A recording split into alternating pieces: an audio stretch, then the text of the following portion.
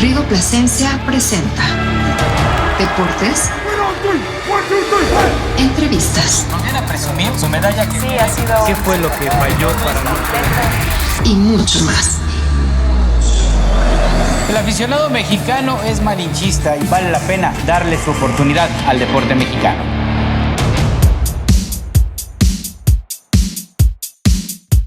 Se trata de Salvador Yaret Vadillo, que es un hombre que ya tiene muchos años en el nado con aletas y bueno, pues con quien vamos a platicar a continuación.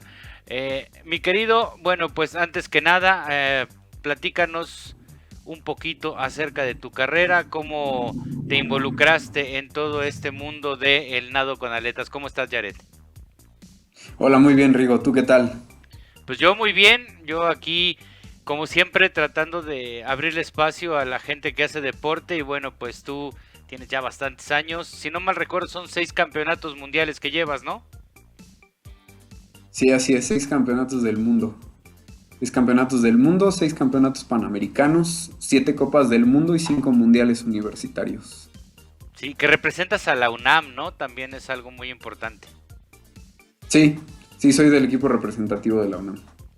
Oye, pues Salvador, ¿cómo te involucras en el mundo del deporte? Platícanos.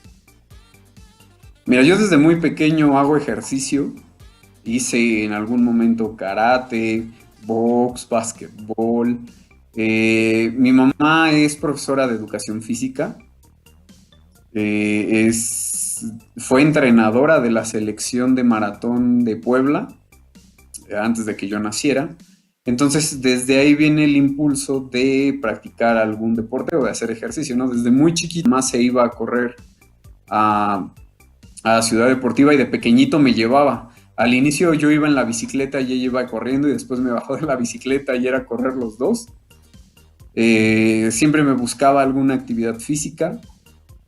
Aprendí a nadar a la edad de 3 años. Esto con la finalidad de no ahogarme cuando saliéramos de vacaciones o pues para tener cierta seguridad de no correr peligro de ahogarme. Y fue como hasta los 8 años aproximadamente que empecé con clases de natación. Después empecé a competir. Ya competí en natación clásica y en los últimos años de la escuela primaria, mi último año de la escuela primaria lo hice en una de las pocas escuelas del gobierno que tienen alberca y ahí empecé a competir a nivel escolar porque las competencias en las que yo estaba eran competencias delegacionales, competencias entre diferentes deportivos de la Ciudad de México y cuando entro en esta escuela, al Artemio de Valle Arizpe, comienzo a competir en el escolar. La entrenadora del equipo, que era mi entrenadora, era seleccionada nacional de nado con aleta, Jenny Guevara, y me invita a formar parte del equipo del nado con aleta. La verdad es que yo no sabía de qué se trataba, me decían, es que te pones una aleta súper rápido, pero ni la había visto ni nada. Me presento a la prueba para ver si me quedo en el equipo, y la primera vez que me puse una monoaleta no tienes idea de cómo la odié. Fue hace ya casi 19 años, la primera vez que me puse una monoaleta porque es una tortura brutal. Era una aleta que tampoco me quedaba a mí. Pasó el tiempo y yo estaba como detestando un poco este deporte, hasta que un día me llega una monoaleta, me prestaron una monoaleta que sí era de mi talla y entonces conocí lo que era de verdad nadar con la aleta y ahí fue cuando me enamoré. Para mucha gente que está escuchando o que nos está viendo que nunca se ha puesto unas aletas, cree que es muy fácil, pero si no son de tu medida, si te quedan muy chicas, el hule literalmente te aprieta de una manera horrible. Y si te quedan grandes, pues con el agua, con esa fricción, Salvador, se te va saliendo, ¿no? Entonces, me imagino que una monoaleta, pues es peor, ¿no? Porque con las dos aletas, pues por lo menos vas con un pie y en otro jugueteando, pero aquí me imagino que te juntan los pies la monoaleta. Sí, no, y además el espacio que hay dentro de una bota de una monoaleta es muy reducido. Aunque sea más grande de tu talla, dos, tres números más, la tortura es mucha de cualquier manera. Y si es muchas tallas menos, por lo menos el primer contacto no te permite patear. Yo recuerdo que era literalmente un gusano en el agua. Me arrastraba, me encogía como gusano en lugar de estar pateando. Me arrastraba como gusano porque no soportaba el dolor en los pies. Entonces sí, además de que, bueno, hay muchas variables dentro de una monoaleta, los ángulos, la dureza de la hoja, el material del que está hecha, porque hay fibras de carbono, hay fibras de vidrio, y de fibras de vidrio hay también diferentes hojas que dan efectos distintos. En fibra de carbono hay diferentes tejidos también que dan un efecto diferente. Entonces, es todo un arte el poder escoger una monoaleta adecuada para ti y el gobernarla también. Platicar un poco, digo, al final del día este deporte para mí, para muchos es nuevo, ¿no? Bueno, de conocerlo. Estuve leyendo un poco, pero de entrada no pertenecen a la federación, pertenecen a otro organismo que es de deportes subacuáticos. ¿Estoy en lo correcto? Así es. Sí, no pertenecemos ni a la FINA ni a la Federación Mexicana de Natación. Somos parte internacionalmente de la Confederación Mundial de Actividades Subacuáticas, que alberga, es una confederación muy compleja porque está conformada por tres comités: el deportivo, el técnico y el científico. Que uno podría decir, bueno, pues cualquier deporte tiene implicaciones en ciencia y cualquier deporte tiene implicaciones, pero en el caso de nosotros, el comité científico, por ejemplo, está enfocado en oceanografía, geografía, biología marina, cuestiones muy de mar, de fauna, de flora, la propia geografía, ¿no? Y la distribución de aguas, que es una parte muy importante del buceo. Está el comité técnico exclusivamente del buceo y está el comité deportivo en el que nos encontramos muchos deportes. El más popular y el más practicado es el monoaleta, es el que tiene el reconocimiento por parte del Comité Olímpico Internacional como un deporte. Está en segundo lugar el deporte de apnea, que a lo mejor ha sido un poquito más visto. Está también, por ejemplo, el hockey subacuático, rugby subacuático, pesca subacuática, fotografía. ¿Qué otro hay? Tiro al blanco, hay tiro al blanco subacuático, acuatlón, que a diferencia del acuatlón que todo el mundo conoce, este es una lucha subacuática que se realiza en la fosa de clavados. Entonces podrías ver, por esto que te estoy hablando como a grosso modo, podrías imaginarte la complejidad que tiene esta asociación internacional, que además el modelo se replica en las federaciones nacionales, salvo sus contadas excepciones. Te puedo decir que Grecia tiene el nado con aleta dentro de su federación de natación, aunque no a nivel internacional tenga que adherirse a la Confederación Mundial de Actividades Subacuáticas. Los griegos tienen su actividad dentro de las actividades acuáticas. El mismo caso lo tiene Egipto. Egipto tiene el mismo sistema. En el caso de la Federación Rusa tiene muy determinado que los deportes subacuáticos van aparte de todo, aunque al final dentro de la organización de la Confederación Mundial se tienen una representación única. La organización nacional está independiente, pero son, digamos, los casos extraños. Nosotros como México sí estamos formados dentro de la Federación de Actividades Subacuáticas, que es una réplica de la Confederación Mundial de Actividades Subacuáticas. Tú te estás preparando para el próximo mundial, si no me acuerdo, es el año que entra. Si todo está como se está acomodando ya con la nueva normalidad en los Estados Unidos. Pero pues llevas muchos años en esto, estos 6 campeonatos. Cuando acudiste a tu primer campeonato mundial, ¿cómo te sentiste? ¿Qué viviste, no? Porque digo, al final del día es un mundo lo que me estás platicando. Sí, bueno, yo tengo el campeonato mundial en este año, en julio de este año. Me estoy preparando para ese, va a ser en Rusia. Ahora regresando a la última pregunta que me haces, pues estaba yo muy pequeño, tenía 13 años cuando me paré por primera vez en un campeonato mundial, fue campeonato mundial juvenil. Era el más chico del mundial, muy contento, estaba muy emocionado, pero me pasó algo sumamente chistoso. Bueno, la primera prueba que nadé fueron los 400 metros, una prueba que toda la vida he disfrutado. A veces es mi favorita, a veces no. En ese momento lo era.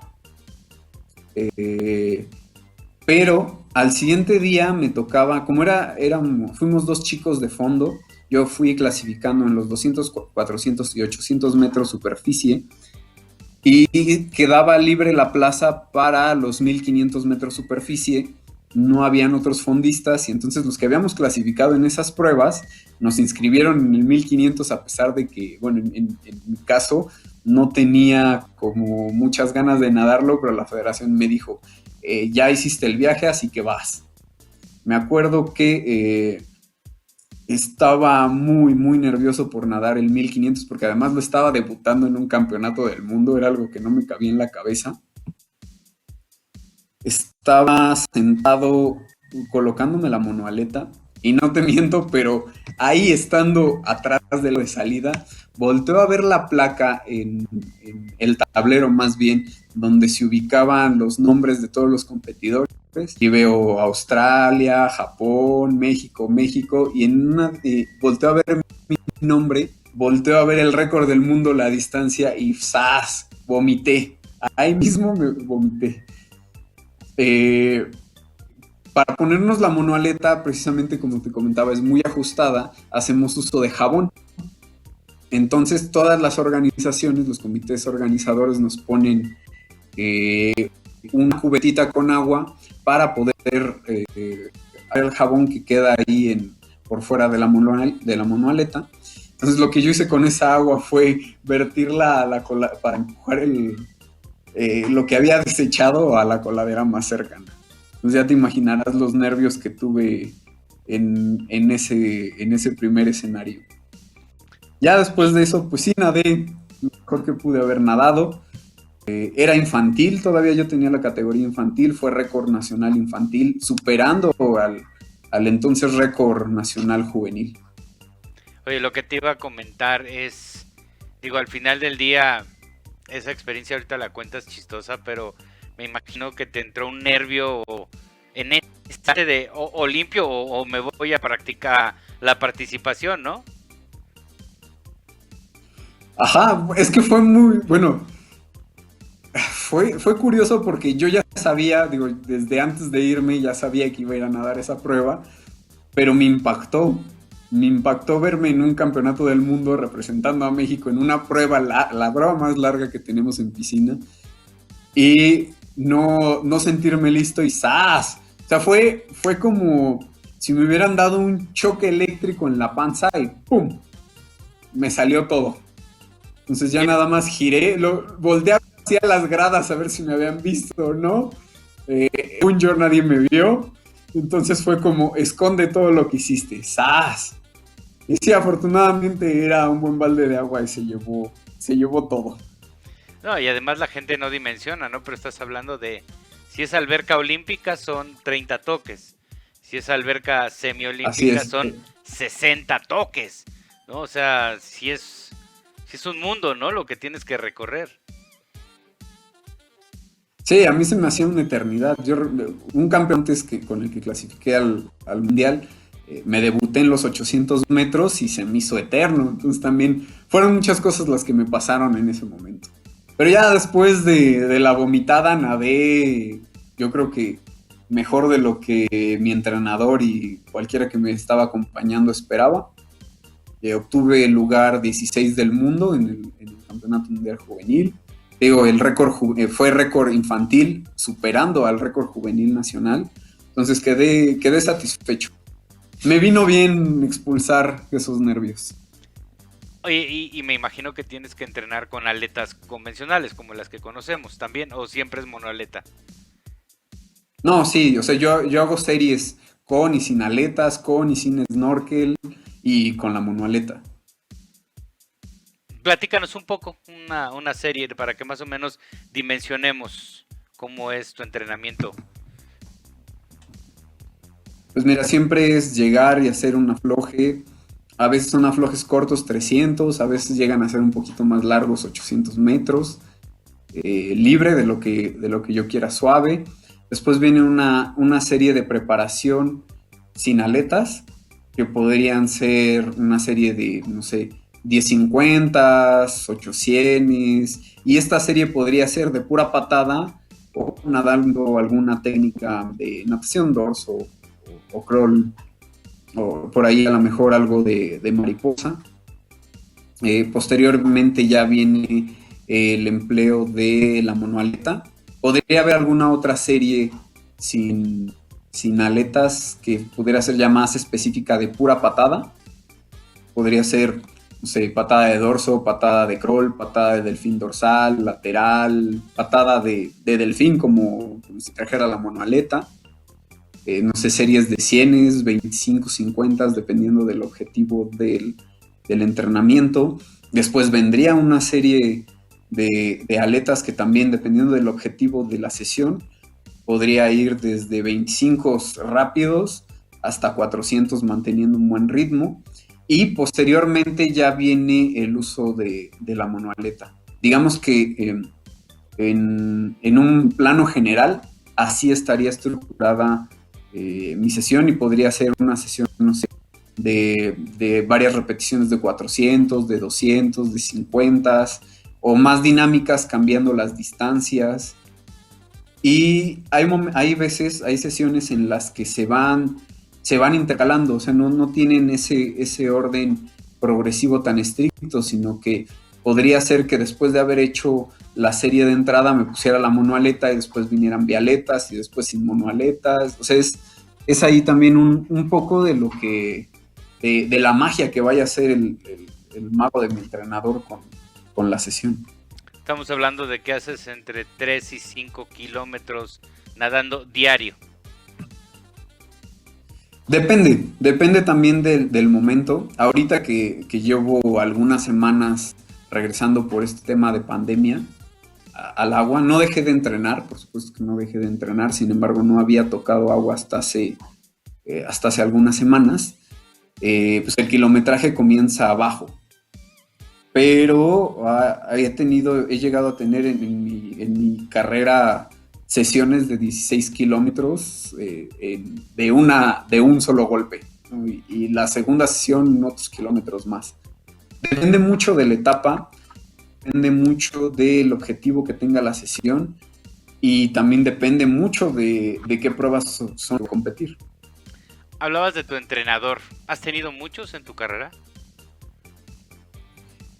Mira, el primer entrenador que tuve fue natación clásica, al cual le estoy muy, muy agradecido, que incluso es mi tocayo Salvador Contreras, porque él fue el que me inculcó el amor al agua, a las competencias. Pasamos por Jenny Guevara también, que fue mi entrenadora en natación clásica, que me invita. Después pasé con el primer entrenador de nado con aleta que tuve, que en su momento era el mejor, Omar Borja. Después él decidió terminar con el equipo del IMSS. No, yo nunca competí por el IMSS, de ahí me fui a la universidad, a la UNAM, y entrené durante algunos años con el profesor Manuel González, ahí ya van 4. Mi quinto entrenador fue Raúl Porta Contreras, el entrenador con el que más tiempo estuve, con el que tuve un lazo más estrecho en toda mi carrera, y no sé si vaya a ser con el que tenga el lazo más estrecho. Con él estuve 9 años, con él me subí por primera vez en un podium internacional. Desafortunadamente en el 2016 falleció de cáncer. y fue la razón por la que dejó de ser mi entrenador, pero para mí fue más que un entrenador, fue prácticamente mi padre. Después estuve con Julio César Fuentes un par de años, y en este momento me encuentro entrenando con el profesor Akenatón Hernández, con el cual me encuentro muy contento, sobre todo por lo dinámico que son sus entrenamientos, por su forma tan humana de ser. Incluso me atrevo a decir, digo, las comparaciones nunca me han gustado en cuanto hablamos de personas, pero me recuerda mucho a Raúl en su forma de ser, entonces un cierto cariño por él. Y en estas semanas que he regresado a la alberca, me ha sorprendido la forma tan rápida y tan eficiente en la que he recuperado mi ritmo de nado. ¿Siempre es entrenamiento en el agua o haces funcional, pesas, cardio fuera de...? Siempre he estado compuesto por todo afuera. Correr, bicicleta, gimnasio, funcional. Ahorita en este momento, precisamente por la pandemia, mi entrenador ha estado malabareando muchísimo. Fue prácticamente un año sin meterme a agua, y estuve haciéndome de ligas, con llantas de auto, con algunas barras que me encontré, corriendo fijo, corriendo con una caminadora que ya se me descompuso, haciendo saltos. Entonces ahorita ha sido un poquito más funcional, adaptándome con todo lo que ha estado a mi alcance. Pero vamos, digamos que fuera de pandemia siempre han existido todo. Incluso en algún momento llegué a hacer un poco de CrossFit, que no lo recomiendo para los deportes de natación, por lo menos para la natación y el nado con aleta, no lo recomiendo mucho. Pero mi entrenamiento siempre ha tenido componentes diversos.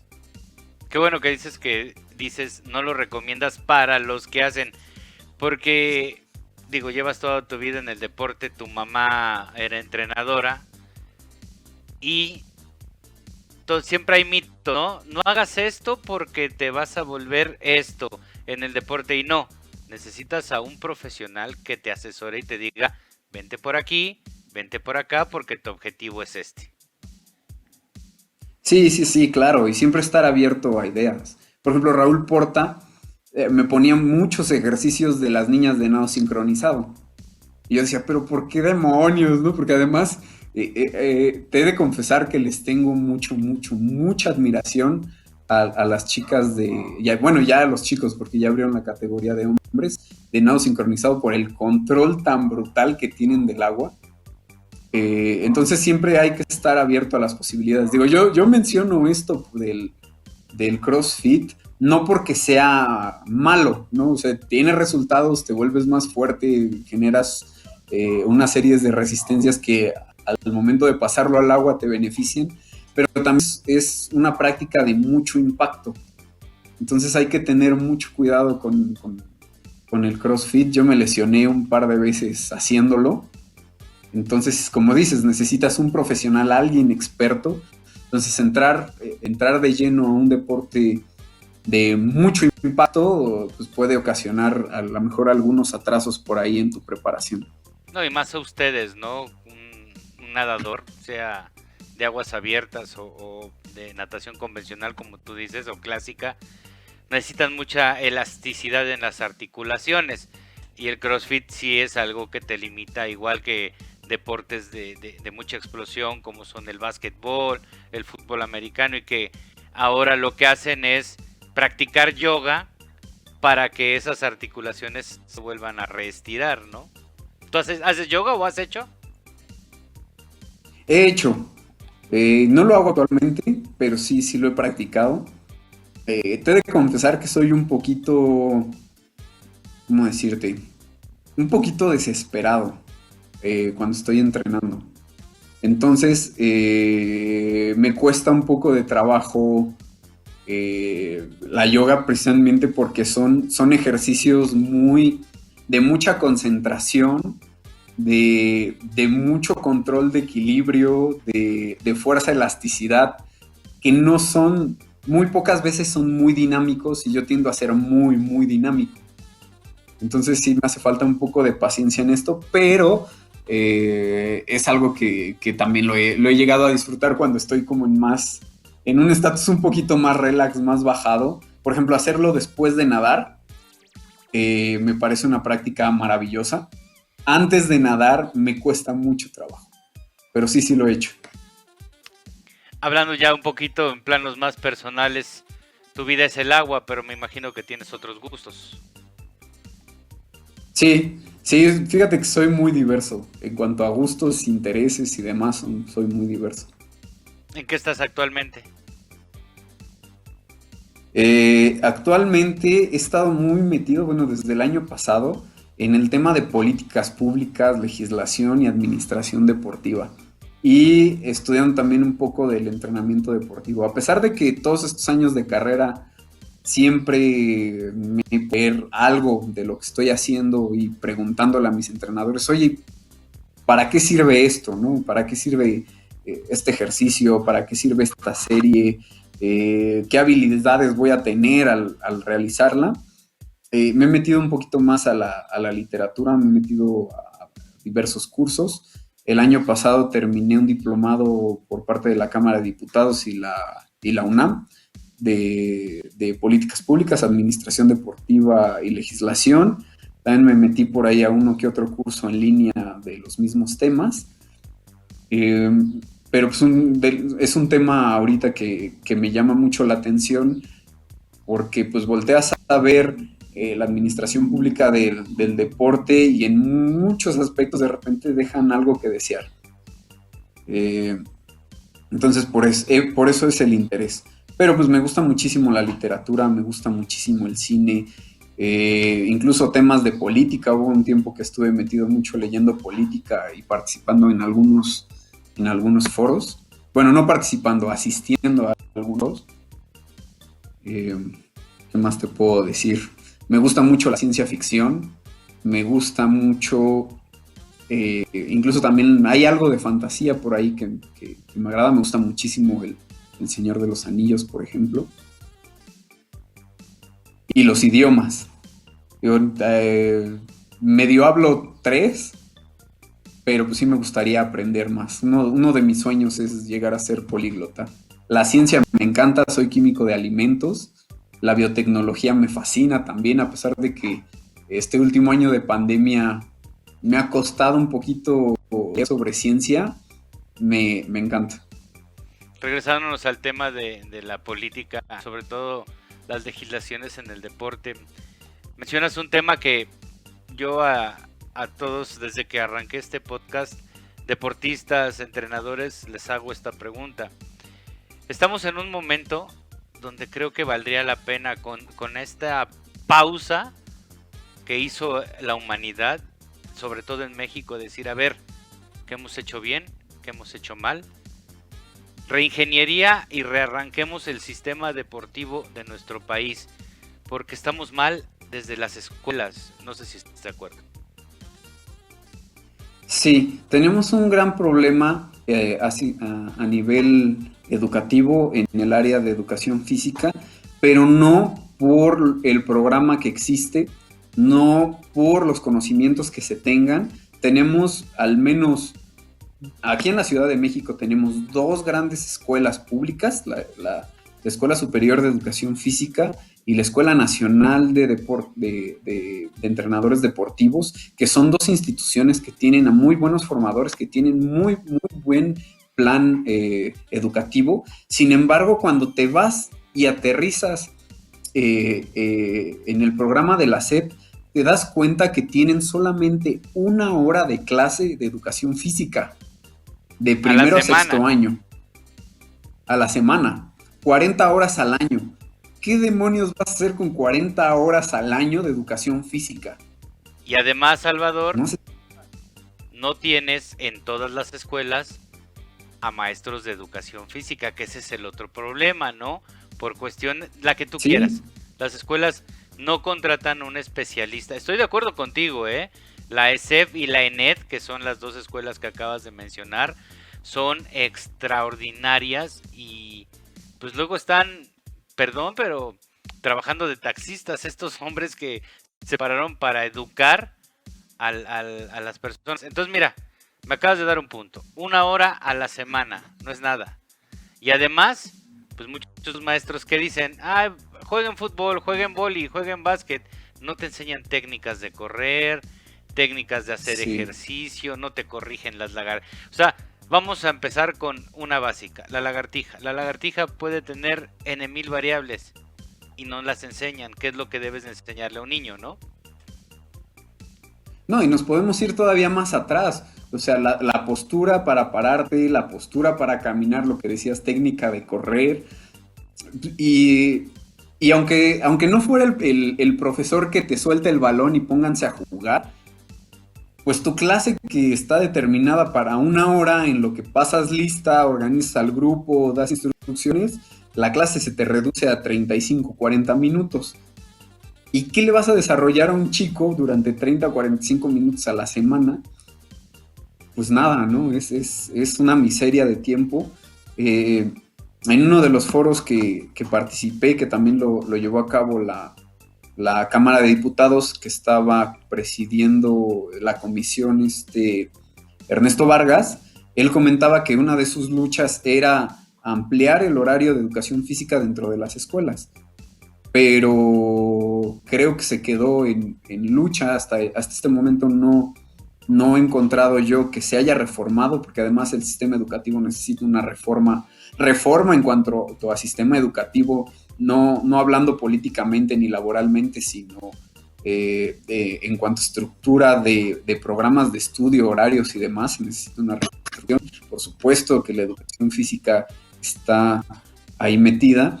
Y pues puedes ir caminando por la calle.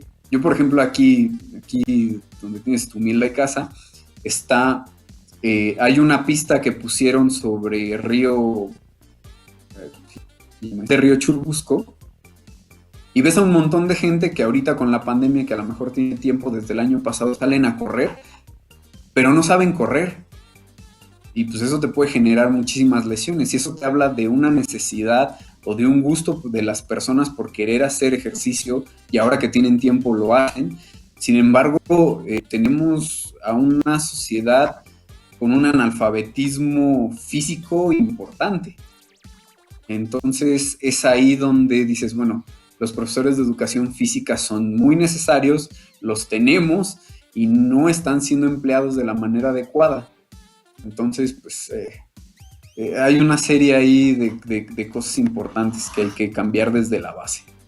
Sí, estoy totalmente de acuerdo. Y además hablabas de que pues tienes ahí estudios de química en alimentos, ¿no? También la alimentación en este país no es la mejor, aunque nuestra base alimenticia sí. Lo que pasa es que le mezclamos. Sí. Es decir, a mí una vez un nutriólogo me decía, si la gente se comiera un pambazo nada más, es súper nutritivo porque tiene carbohidratos, vegetales, me explicaba, ¿no? Dice, pero un pambazo, pero te lo tendrías que tomar con agua, no con el refresco, y no pedir 2 quesadillas fritas después, ¿no? Ese es el gran problema, ¿no? Sí. Sí, incluso podrías ver la quesadilla, una quesadilla asada, no sé, que tenga flor de calabaza, queso y a lo mejor hay pollo o alguna fuente de proteína, y también es un muy, muy buen alimento, ¿no? La tinga, comida ¿no? mexicana. Si quieres. Ajá, la comida mexicana, si tú la analizas, sí tiende a ser grasosa. Digo, si te pones a fritar una gordita, pues lógicamente hay más de lo que tu cuerpo necesita, y puedes ir analizando muchos otros platillos, pero dentro de la comida mexicana hay muchos platillos que son suficientes para tener una dieta balanceada y que además no tendría por qué ser tan caro. No, la cuestión es que yo le hago muchas veces crítica a algunos nutriólogos, no a todos, los nutriólogos tienen también mucho mi respeto, pero me caen gordos muchos cuando llegas y te dicen, pues tienes que comer tantos gramos de esto, tantos gramos de esto, tantos gramos de aquello, y pues muchas veces hacer una dieta de esas pues sí sale bastante caro, ¿no? Por un lado. Por otro lado, si es un estudiante universitario, pues está difícil seguir una dieta así porque en primera no andas cargando una báscula por donde quiera que te paras, ¿no? Y en segunda, tú sales de la universidad o ahí mismo dentro de la universidad. Te hablo de mi contexto, CEU, y Con los comer taquitos de manera canasta adecuada. de la alberca, ¿no? Ajá, están los tacos de canasta y el problema es que no le enseñan a sus pacientes a comer. Yo como químico en alimentos que no estoy especializado en la nutrición, pero sí tengo esa visión de decir, bueno, ¿por qué no te sientas con tu paciente y le explicas, a ver, mira, este tipo de alimentos te sirven para esto, esto es para esto, esto es para esto, y aprender a ubicarlos y entonces cuando el chico, chica, se presenta a la tortería, sepa qué torta escoger, por lo menos la más adecuada en ese momento. Claro. Y Claro. se barren también. Sí, no, digo, a mí una vez un nutriólogo me explicaba que el mejor aminoácido es la mezcla de alguna leguminosa con algún carbohidrato, ¿no? O sea, puedes mezclar el frijoles clásico con arroz, por frijol ejemplo. con arroz, ¿no? Y por eso los cubanos lo ve uno y están todos fuertes, ¿no? Por esas combinaciones que hacen, ¿no? Sí, es una comida barata, por eso frijoles con maíz también, por ejemplo. Y los aminoácidos que tienen ambos componentes se complementan. Pero bueno, es ahí una cuestión cultural difícil, una cuestión cultural que se les debiese de meter también en el plan de estudios. Que yo recuerdo que el tema está dentro de educación física y también dentro de biología, pero está, ¿no? Bueno, cuando yo estudié la primaria y la secundaria, ya no sé los cambios que han hecho, no me he metido más en ese tema, pero vamos, sí, ahí hay muchas áreas de oportunidades con las cuales trabajar. Hablabas de la película del Señor de los Anillos, y también soy fan, y ¿cómo la podrías comparar con el deporte de México? Híjole, hacer una comparación así tal cual del Señor de los Anillos, pues prácticamente es llegar a llevar a Mordor el anillo, ¿no? El pararte en el podio, alcanzar el podio. Es muy difícil, digo, no es en todos los casos. Hay deportistas que se ven muy, muy beneficiados por todo el sistema. Y regresando también al tema de la legislación, muchas veces las entidades deportivas, los responsables de los deportistas, violan la ley una y otra vez. No sé si lo sepan o no lo sepan, pero continuamente lo hacen. En el caso de los deportes no olímpicos, que ahorita estamos en año olímpico a pesar de que no debiese serlo por este tema de la pandemia, no tienes idea de cómo sufrimos los deportistas que no somos parte de los Juegos Olímpicos. Sí es un año que disfrutamos como espectadores. Yo soy fan de más de un deporte, me encanta ver los clavados, me encanta la natación, me encanta ver el atletismo, me encanta ver el ciclismo, me encanta ver el hockey sobre hielo, que bueno, en este caso no está en estos Juegos Olímpicos, pero también me gusta mucho verlo. Y como espectadores es un año padrísimo, pero como atletas no tienes idea lo frustrante que es, porque a pesar de que no es un año olímpico, pues también tenemos nuestras competencias, ¿no? En este caso a mí me toca el campeonato mundial, y cuando te acercas a ciertas autoridades que son las responsables de proveerte los recursos, no solamente económicos, sino de instalaciones para entrenar, incluso te las niegan. Te dicen que no, porque no eres deporte olímpico, así que llégale y regresa el próximo año, ¿no? Y muchas veces les dices, bueno, es que yo voy a pelear una medalla, ¿no? En mi caso soy medallista continental también.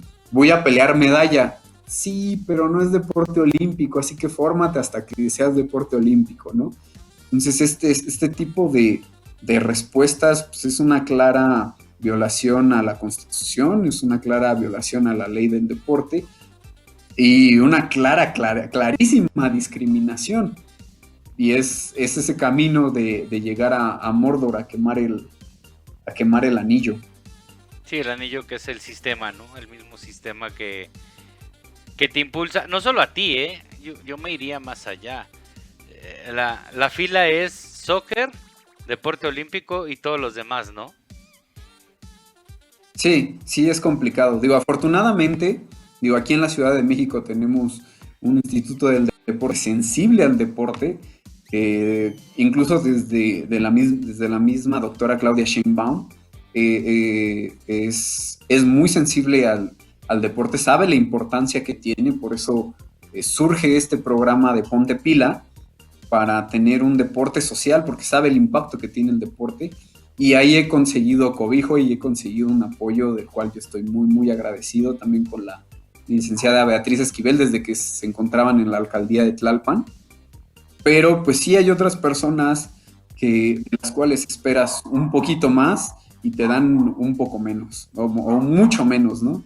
De lo que pudieses esperar. Y ahora que está cerrada la alberca de la UNAM, ¿en qué alberca estás entrenado? Afortunadamente, y estoy muy agradecido con la alcaldía de Venustiano Carranza, me abrieron las puertas en una alberca que acaba de ser reinaugurada después de muchos años que estuvo cerrado. El deportivo estaba operando, pero la alberca no. Me permiten estar entrenando ahí y estoy muy, muy, muy agradecido. Además, llego en bicicleta, entonces es muy, muy, muy, muy padre entrenar en esta alberga que se llama el CEL Deportivo Pino Suárez. Sí, pues llegas con el calentamiento ya hecho, ¿no? Directo a la alberca. Ya hecho. Sí, llego con el calentamiento ya hecho, algunos ejercicios específicos y al agua.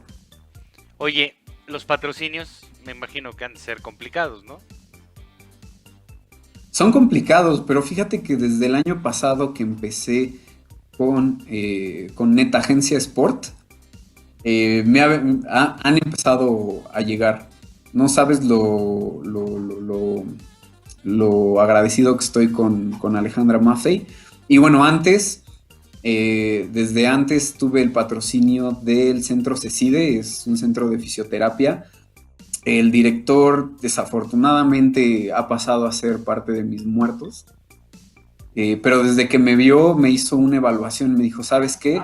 Tú tienes mucho potencial para llegar todavía más alto, entonces conmigo eres bienvenido y tienes una beca. El centro sigue operando, sin embargo, desafortunadamente Rogelio Aguilar Viveros se nos fue. Entonces, por ahí ya había llegado uno. También una marca, fíjate que hay una cuestión ahí muy importante y muy padre, que marcas mexicanas pequeñas e instituciones mexicanas, como en este caso de CECIDE también que te platicaba, que son pequeñas, tienden a apoyar más que las grandes empresas. Por lo menos a mí se me han acercado, no las he ido a buscar yo, se me han acercado a mí y estoy muy agradecido. CECIDE, Jack M, que es una marca de trajes de baño mexicana, hecha por mexicanos, diseñada por mexicanos y vendida por mexicanos, que pues me voltearon a ver y me dijeron, es que queremos que seas parte de nosotros.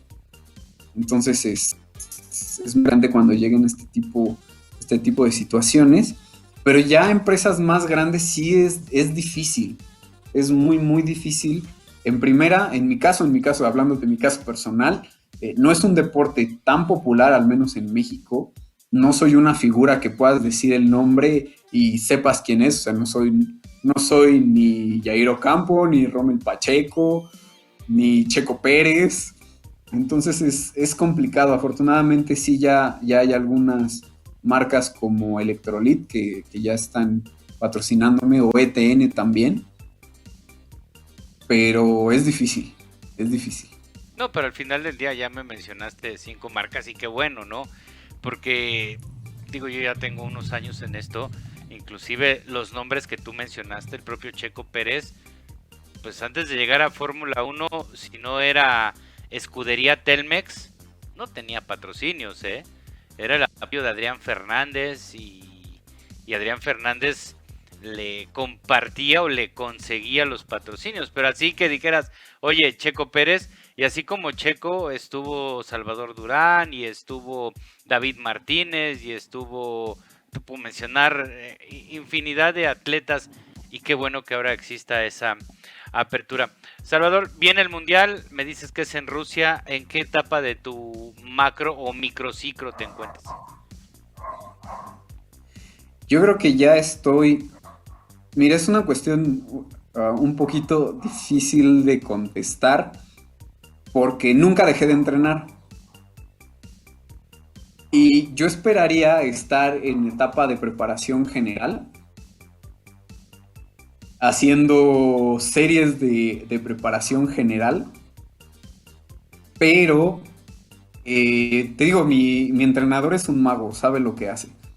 Entonces está haciendo que todo el trabajo de tierra que tuve durante el año pasado, bueno, todo desde que empezó la pandemia, aterrizarlo perfectamente, y de repente ubico sesiones que son de preparación específica cuando pues lo que yo tengo en mente de una preparación deportiva no cabrían en este momento, de que llevo unas semanas nadando, ¿no? Entonces, me cuesta ahorita trabajo poder ubicarlo. Si me preguntas, yo creo que todavía estoy en una etapa de preparación general rumbo a una específica, pero he encontrado sesiones que ya son de preparación específica. Entonces, esa pregunta más bien te la dejaría para mi entrenador. Él es el mago de todo esto. ¿Qué te parece si me la contestas una semana antes de irte, no? Para que podamos también tener otra charla ya más específica. Me parece perfecto. Bueno, pues Salvador, te quiero agradecer tu tiempo. ¿Redes sociales tienes para que la gente te vaya identificando y ya después te vuelvas influencer? Claro que sí. En Facebook me pueden encontrar como Salvador Yerillo, en Instagram como @tritonazteca, y en el caso de que tu auditorio tenga algún fanático de la poesía, tengo un canal de poesía que yo mismo escribo, que es Salvador Yered Vadillo Enríquez también. Ahí en YouTube. En YouTube. Ok, ahí te estaré buscando y vamos a estar pendientes. Pues muchísimas gracias, fue una plática muy enriquecedora y bueno, pues agradecerte tu tiempo. No, muchísimas gracias a ti por la entrevista, Rigo. Bueno, pues ahí están las palabras de Salvador. ¿Es Yared o Yered? Yered, con E. Ok. Salvador Yered Vadillo, a quien tuvimos aquí en la plática. Yo me despido de ustedes. Recuerden mis redes sociales, @RigoPlasencia. Hasta la próxima. Te recordamos, síguenos semana a semana. Estamos en Twitter, @RigoPlasencia. Gracias por tu atención.